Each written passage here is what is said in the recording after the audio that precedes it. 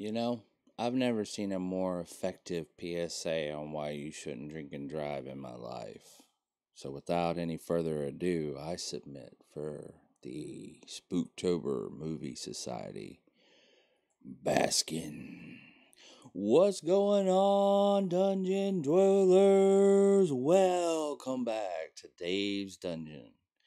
As always, I am the one, the only, the magical Dungeon Master Dave, bringing you the reviews that blind your mind. Don't ask me. It's so silly when I'm doing this one, and I don't even know how to make it like relevant, because I don't really have a whole lot to say about this one, guys. This one's kind of weird. First off, it's a Turkish film. So for those of you who are a little worried about understanding what's going on, don't worry, subtitles, make sure you turn them on. I know in the past I've forgotten to warn you when we were watching a foreign film to turn on your subtitles, but this time I'm trying to remember. Make sure you turn on your subtitles. That being said, just so we kind of cover it again, I review each film based off 5 categories, and those categories are plot, special effects, tension, gore, and victim killer / etc. The film score is then rated out of 50 and given a grade. So, with that being said, let's dive on in. I have to give the plot of this film like a 7.5 to an 8. And the reason for that is it's never got you lost, but at the same time, it's sort of simple, but the way it's presented is convoluted. So it doesn't seem simple for what's going on, but that's just the presentation of the movie. The setup for the film is fairly straightforward. I mean, it's relatively easy to figure out what's happened given it hand walks you to the conclusion. And remember, this is non-spoilers, so I'm trying my best not to spoil anything and talk around it a little bit and give you an honest sort of objective idea of what the plot looks like without my own personal sort of judgments on it yet. Yeah, I'm gonna give this a 7.5. And really because if you were going for a moral story, this could have been it, but it still doesn't go far enough and well enough to deliver a moral, if that makes sense. Plus, you got some serious problems working out in the end. So, that being said, let's go 7.5 here. Let's go. Special effects in this film actually were the high part of the film. I have to give these, I want to say a 9. So, I'll start adding this stuff up while I'm thinking about it. So we got 7.5.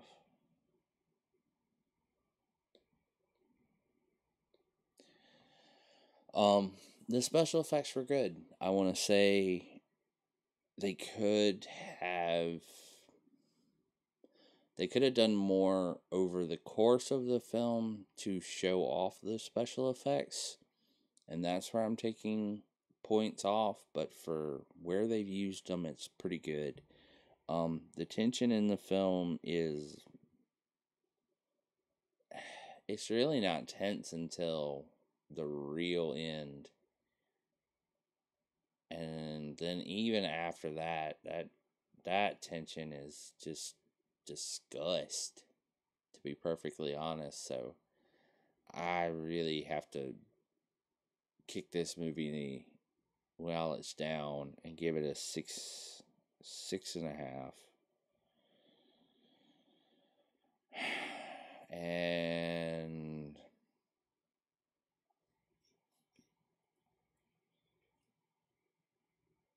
Gore, on the other hand, this movie does several types of gore, and viewer discretion is advised. That being said, the gore doesn't have a clear purpose, and it's not clear enough to make it warranted, and it's so graphic to the point where it's hard to watch, and it's not even enjoyable. It's not even an enjoyable type of gore given the scenario going on. So I really have to shit on this film while it's down now and say this was like a 6, maybe a 5.5. And I'll give it 5.5. 5.5. And Victim and Killer, that was the person who recommended this to me is a fan of art films, and they like the sort of art design of this film, and I gotta give them that credit. So I'm not gonna take as much from this category as I would like to, because I do feel like there were some shots. While I box my mic around, there were some shots, and there were some interesting things the film showed you, but the victims, the killer, and all of that is just sort of meh. And then the ending happens, and then you're really like, meh. So, I really have to say, I'm going to give up. I really got to say, the one bad guy, excuse me, the one bad guy that we do get, who has sort of like FaceTime, is rather good. I don't want to put that actor down or in any way to sort of disparage what we do get out of the film. It just it didn't really go far enough or give you enough to sort of make sense of why any of that mattered, or what was going on with that man, or any of the things in the background for that matter. It just really didn't feel right. So I'm gonna give that a 5.5. Well, I really kind of don't want to give it a 5.5, because I really want to bump the point for the villain actor at least 1 point. So let's go 6.5 out of 50. Hey, it made a C, and that's not bad. It's a flat C at that. It's a C minus, and I don't mind that. As a matter of fact, that's right around what I was thinking in my head. I wanted to grade it. And those categories worked for the film, but at the same time, that film felt like it was trying to do other than what you'd want out of a horror film, and what you'd want out of sort of a cultural horror film at that. And there are just moments in the film that were just random and felt out of place and didn't really connect. And some part of me worries that was just a cultural difference, and other parts I was really sort of like, even if that was a cultural difference, moving from there to now doesn't seem to make a whole lot of sense. And then given where you go, how does that ending work? And who does it work for? But that's going to do it for the spoiler section on this video. Make sure that you guys like the video before you run off and go watch this yourselves. You understand me? Make sure you go watch this. It's actually worth watching. Even at a C, it's just a little weird, okay? It really is. And I'm not a huge fan of this. I gave it a C. I'm still on the fence on whether it's even good, but it's better than the film I'm fixing to recommend next, so stay tuned for that. Yeah, go see this film and make sure you subscribe so you get to know more about other films that I review here in the meantime, and you'll get more news on where we're going from here. So, thank you guys so much for watching, but you need to shoo off because I'm fixing to dive right into the spoilers. So, spoilers, spoilers, spoilers, spoilers, spoilers. They're all dead, and that's really like kind of apparent from the word go. They're they're from the moment of the bridge. They're dead, and this is where the weirdness begins because they're dead from there. But how did he get back around to get killed by it? That's just stupid. How was he the inciting action on the whole event and the catalyst that made it happen, and having traveled through all of it, the final moment of it as well? It's a cosmic sort of loophole that doesn't make sense. And which is why I say not only are they all dead, but they are all already in hell. Once they all drive off that bridge, that man experiences that as an end moment, as a punishment for something. Like, that's the only thing that makes sense there, is that he is being punished for something. Okay? He did something wrong, and he's being punished. And it just... I don't know how the movie could have done a better job of communicating sort of why these men got punished the way they did. I get why some of them might have been, because, we have the whole beating scene earlier. But I don't know why. Like, these are police officers. These are people who are supposed to be upholding the law. I don't get why they would have been led to a place that was their ultimate sort of demise, that ultimately, led to the persecution, which then ultimately closed in the starting of the cycle all over again. It's hard to wrap your mind around. It's hard to say whether this is even the first cycle these guys have gone through, which is why I'm saying watch this. It's, it has something to it, and there's more meaning to this than what I got out of it. Maybe I don't even want to say that, because I appreciate this film more than I think it deserves to be appreciated.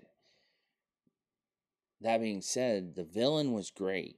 The main bad guy, and everything he's sort of doing to everybody, and everything he's sort of using to torture each person with, is fantastic. I loved each moment of that, because he feels like he understands and knows everything, which is twofold why I'm a little sad at what this film does, because I don't feel like they used him enough, first off.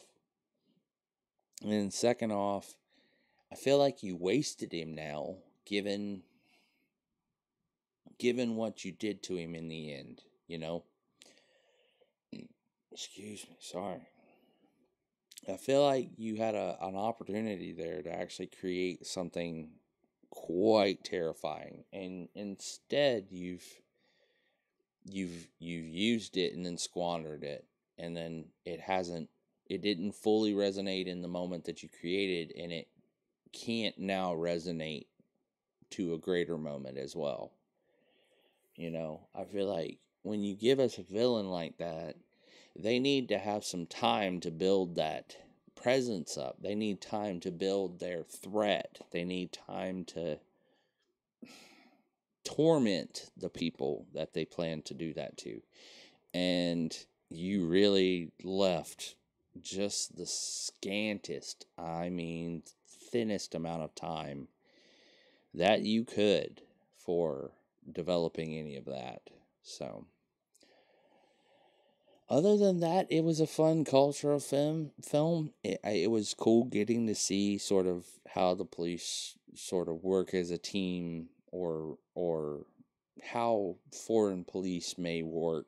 You know, that was neat. I really got a sense of the band of brothers kind of thing going on here.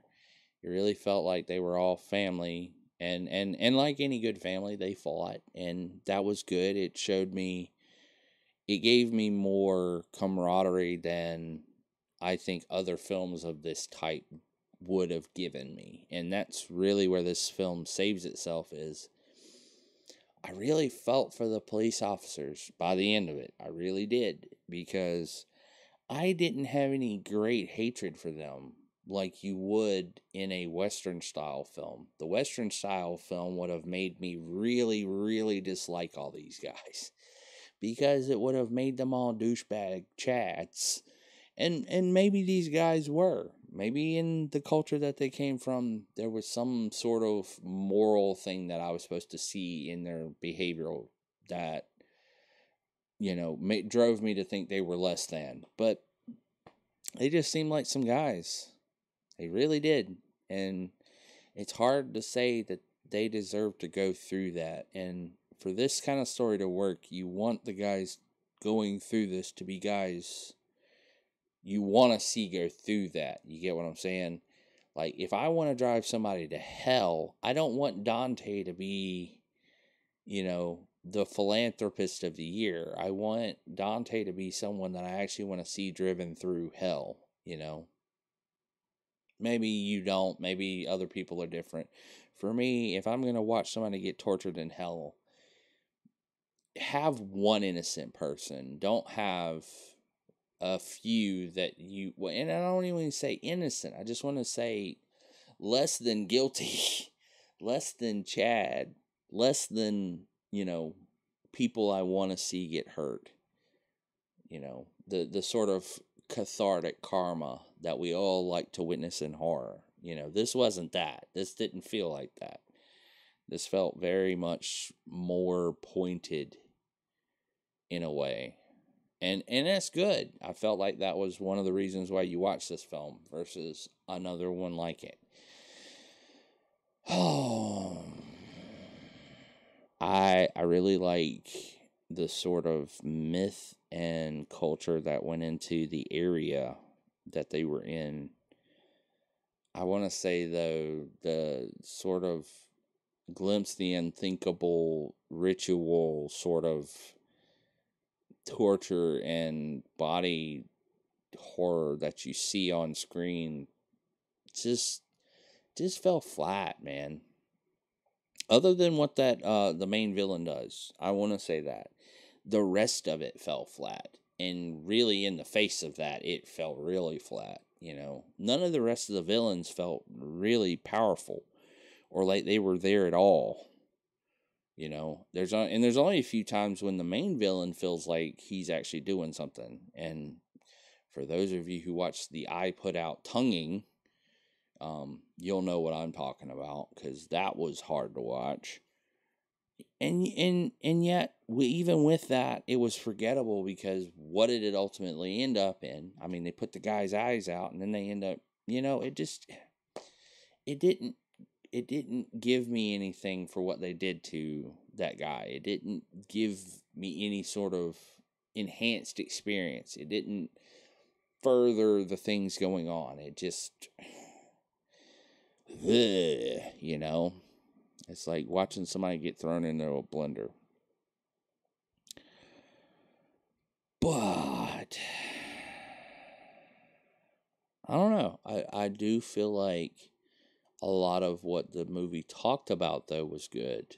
I want to say it did a good job of trying to show you a good mentor-mentee, father-son, non-father-son kind of thing, where you have male mentors who are of a father age and a mentee who's of a teenage to young adult age, who everybody treats like a son but is not really. So you get a lot of good camaraderie and a lot of good sort of coming of age messages, and that sort of works to the ending's ultimate conclusion, but then the movie just kind of pees on that. It's kind of hard to say. Still fighting back that sickness a little bit. Still got me messed up a good bit, and I'm trying not to get sick right now, so forgive me, Dungeon Dwellers, and everybody watching. I apologize. Be careful with what you eat here. Apparently some salmonella is going around, so thank you so much for joining me, Dungeon Dwellers and movie fans alike, horror addicts, and you late night owl cats. I thought this was seriously going to be a movie about Carol Baskins and about tigers, but man, it's so disappointing. So disappointing. But that's no further ado. Thank you for joining me on these adventures, Dungeon Dwellers. I hope to see you on our next adventures. And remember, treat other people with respect. Don't drink and drive. And whatever you do, if the little man says, "Let me into your mind," let him in. Just let him in.